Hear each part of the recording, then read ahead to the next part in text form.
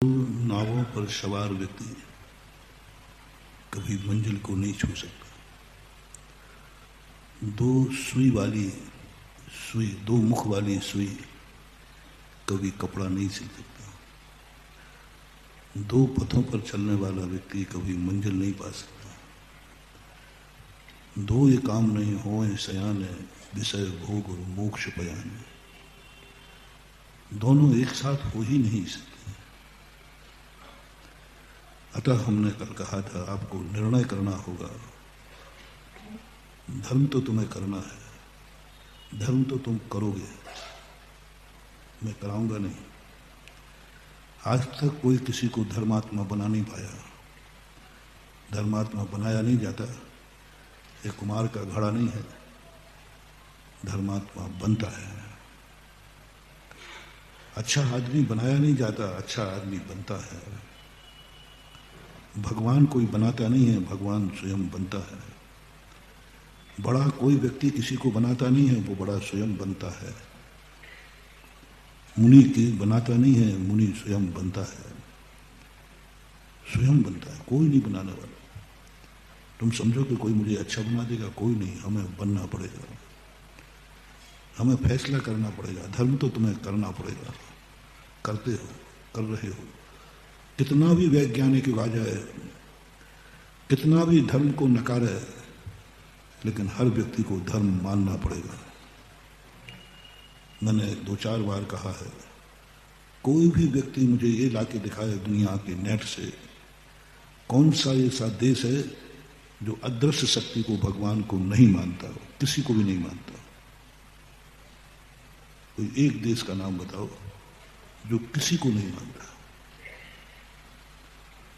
किसी अदृश्य शक्ति को नहीं मानता। नाम कुछ भी हो, वह शक्ति को जो हमें देखने में नहीं आती, लेकिन श्रद्धा में है, मान्यता में है।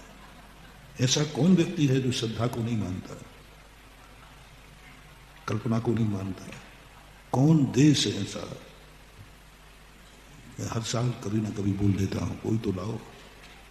हमारे धर्म की बुराई करने के पहले, हमारे धर्म के प्रति अरुचि करने वालों, वैज्ञानिक लोग कहते हैं धर्म बेकार है, धर्म में बहुत कपूर कल्पित हैं, सब कल्पित हैं।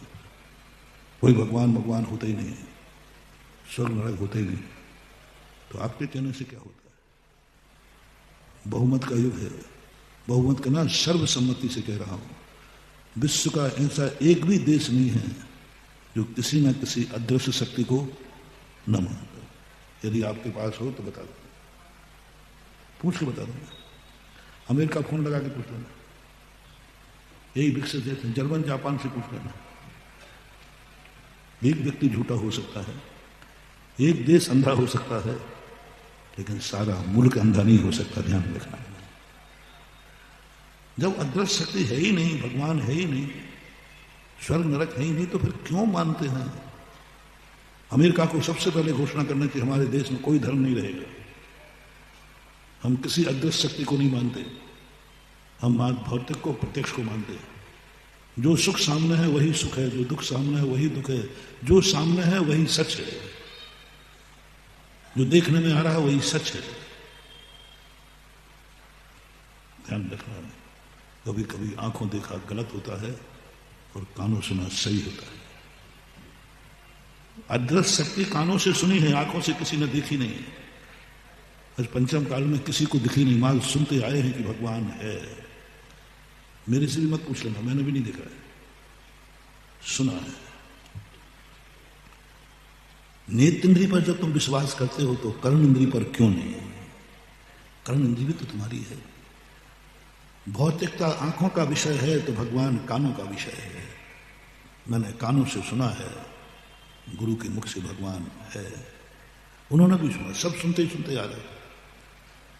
और सुनी हुई बात और देखी हुई बात, विज्ञान यही कह रहा है, देखा हुआ सत्य, कानों का सुना हुआ सत्य हो, कोई नियम नहीं है।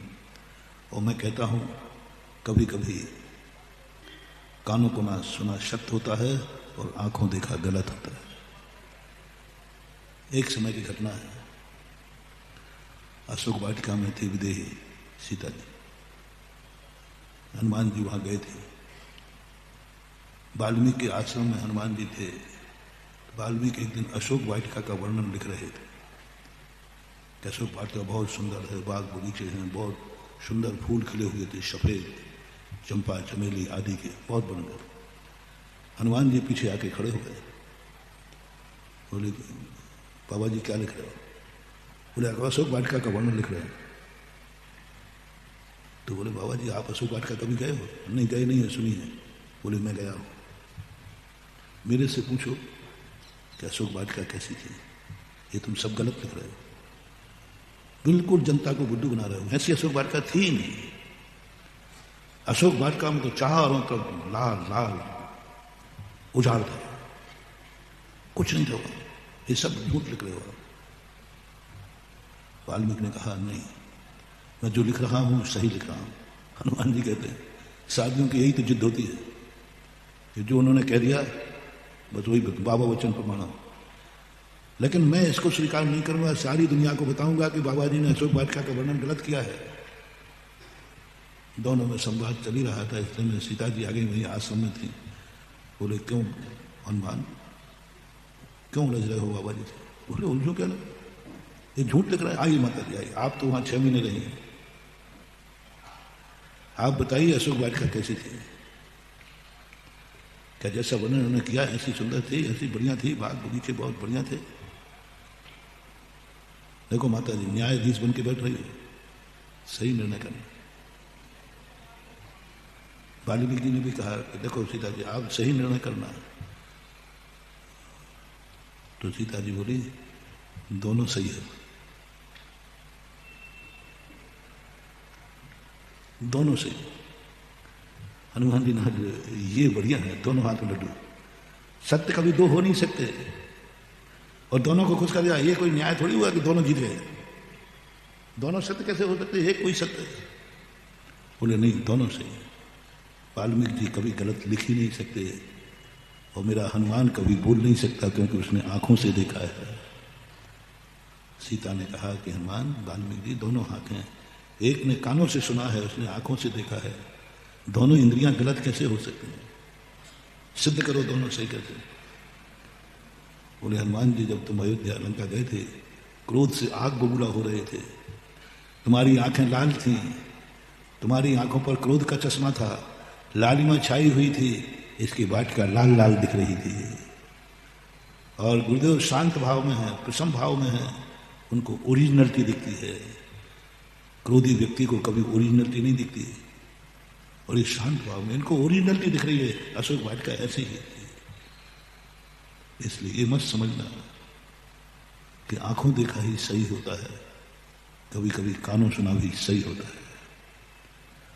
विज्ञान आंखों देखा कथन करता है, और धर्म कानों सुना कथन करता है।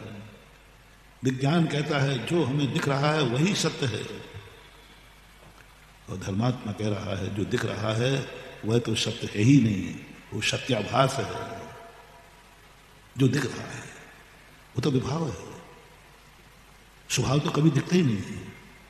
स्वभाव कभी आंखों का विषय नहीं बन सकता है, स्वभाव हमेशा कानों का विषय बनता है।